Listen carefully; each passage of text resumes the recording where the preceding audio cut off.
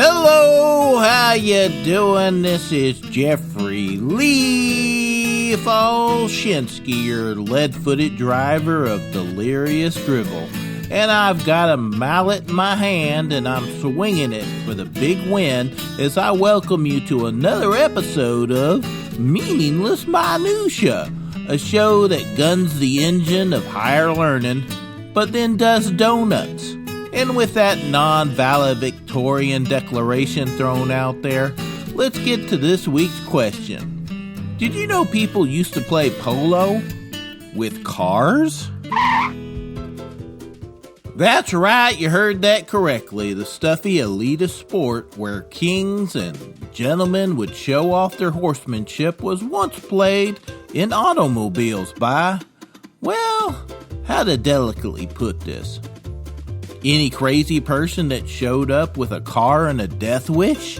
Started by a Ford dealership owner in Topeka, Kansas by the name of Ralph Pappy Hankerson as a publicity stunt to sell Model T cars, Pappy held the first official games in an alfalfa field in 1912 where two teams of 4 cars and 8 players entertained a crowd of 5,000 people.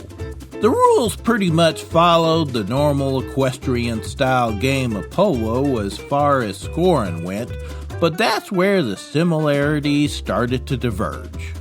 There would be 2 players per car, one driving and the other hanging to the side of the car with one hand holding on and the other with a polo mallet in it, hitting a basketball-sized ball in the other. The car would be a stripped-down stock Model T with no roof and no doors that was capable of a top speed of 40 miles per hour with a roll bar in case of an accident because, well, you know, safety first. The sport became popular because unlike normal polo that requires a big field to accommodate all them horses, auto-polo could be played on smaller fields and could be even played in an indoor arena during the wintertime, making it especially popular in the northern parts of the United States and even Canada. There was said to be auto-polo matches happening every week, which acted under the guidance of the Auto-Polo Association. Yes, there actually was such a thing. In cities such as Chicago and New York City, which held its matches in the famed Madison Square Garden. Mr. Hankerson attempted to bring the sport to other countries overseas, but without much success. The British papers called it a lunatic sport, and they hoped that it would not become popular in their country. By 1917, the sport began to wane in popularity because of the many injuries and the cost of the cars being damaged during the games.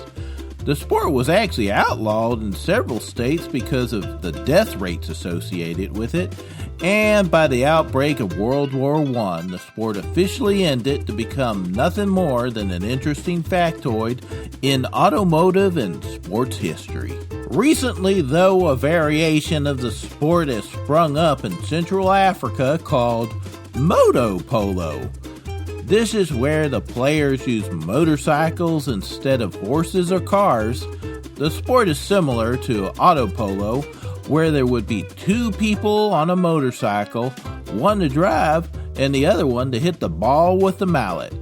Just showing you, high speed and glory often trump common sense and good survival instincts. Okay, I can feel your mind is just about out of gas, so I best just stop there. But before I let you call AAA, let me leave you with this mischief maker's memory.